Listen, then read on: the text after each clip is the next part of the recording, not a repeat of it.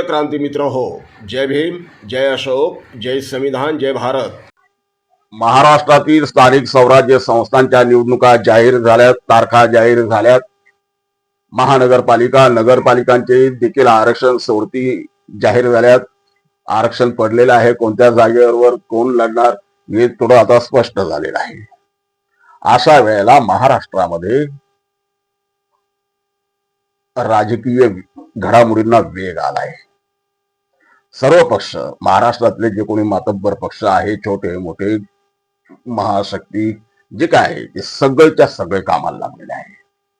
परंतु याच्यामध्ये माझं लक्ष मात्र या प्रस्थापित पक्षांच्या गुलामांकडे लागलेलं आहे. होय, गुलामांकडे. लोकसभा निवडणुकीमध्ये आमच्या ह्या गुलामांनी, आमच्यातले जे आंबेडकरी स्वतः म्हणजे आंबेडकरी कार्यकर्ते आहे आणि स्वतःला आंबेडकरवादी म्हणणारे जे कार्यकर्ते आहे, परंतु सत्तेच्या लालचेनं किंवा दीड दमडीच्या लालसेनं जे ह्या प्रस्थापितांकडं गुलामी करत आहे. लोकसभेत गुलामी केली, पालख्या वाहिल्या, विधानसभेतही तोच प्रकार केला. त्यांच्या सतरंजा उचलण्याच्या पलीकडं आणि त्यांचं उष्ट खरकट काढण्याच्या पलीकडं यांना काही कामच नव्हतं. आणि म्हणूनच या गुलामांकडे माझं लक्ष लागलेलं आहे. प्रस्थापितांना मी एक प्रश्न विचारू इच्छितो की प्रस्थापितांनो, आमचे गुलाम फक्त गुलामी करण्यापुरतेच तुम्ही बांधून ठेवणार आहात की त्यांना नगरसेवक बनण्याची संधी देणार आहात?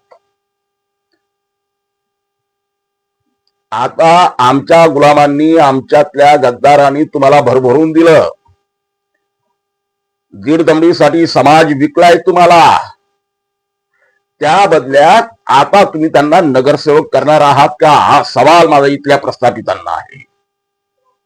मी बघतोय अक्षरशः आमचे काही दलाल मंडळी, आमची काही गुलाम मंडळी नगरसेवकाच्या एका तिकिटासाठी नेत्यांच्या मागे शेपटी हलवत फिरत आहे. नेता त्यांना भेटतच नाही.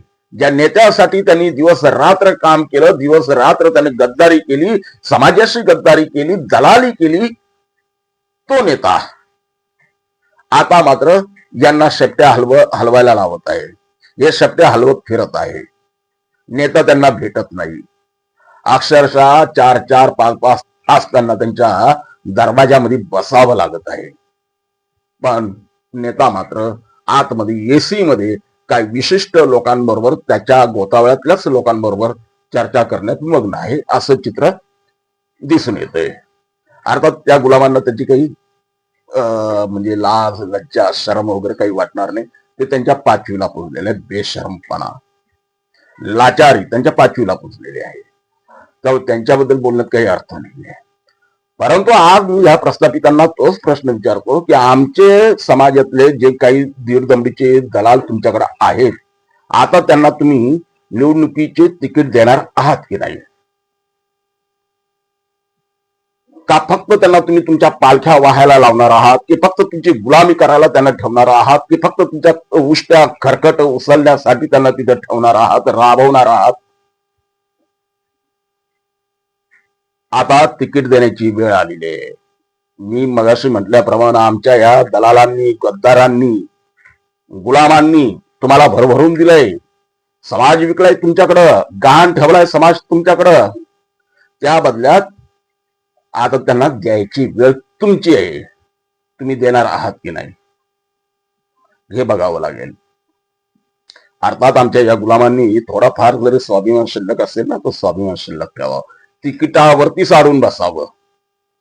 तिकीट द्या, आम्हाला तिकीट द्या, निवडून देण्याची पण गॅरंटी द्या. तुमचे 1-2 लाख रुपये घेऊन आम्ही माघार घेणार नाही. स्वाभिमान दाखवा. फक्त नाहीतर काही बघतोय आम्ही, नावाला फक्त उमेदवारी जाहीर करतायत. 2-3 लाख रुपये घ्यायचे, माघार घ्यायची, अशी काही चर्चा आहे. मी कधी प्रत्यक्षात पाहिलं नाही म्हणा ते, पण चर्चा कानावर येतात. हे असे काही दलाल उभे राहतात फक्त नावापुरतं निवडणुकीच्या, आणि माघार घेताना 1-2 लाखाची काहीतरी मांडवली करतात. या कोणत्याही घटनेचा मी काही साक्षीदार नाही म्हणा, कारण तो माझा प्रांतही नाही. परंतु पुन्हा आता व्हिडिओच्या शेवटी पुन्हा एकदा मी प्रस्थापितांना विनंती करेल. विनंती काय करायची यांना म्हणा, त्यांना विचारू इच्छितो, आमच्या गुलामांना तिकीट द्या, नगरसेवक बनवा त्यांना. कराल ना? बघूया, मैदान जवळ आहे. जय भीम. क्रांती मित्र हो, भीम पॅंथर या आपल्या हक्काच्या यूट्यूब चॅनलला कृपया सबस्क्राईब करून आम्हाला विषमतावादी शक्तींच्या विरोधात लढण्यासाठी बळ द्या, शक्ती द्या, ऊर्जा द्या. कमेंट करा, लाईक करा, शेअर करा.